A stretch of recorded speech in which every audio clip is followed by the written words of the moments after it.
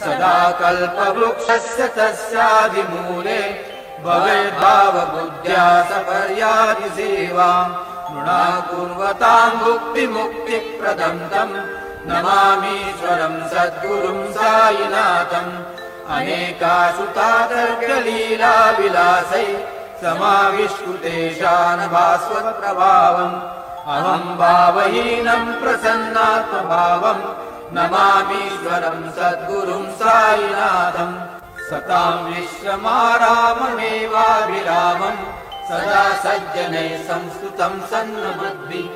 जनामोददम् भक्तभद्रप्रदम् तम् नमामीश्वरम् सद्गुरुम् सायिनाथम् अजन्माद्यमेकम् परम् ब्रह्म साक्षात् स्वयम् सम्भवम् राममेवावतीर्णम्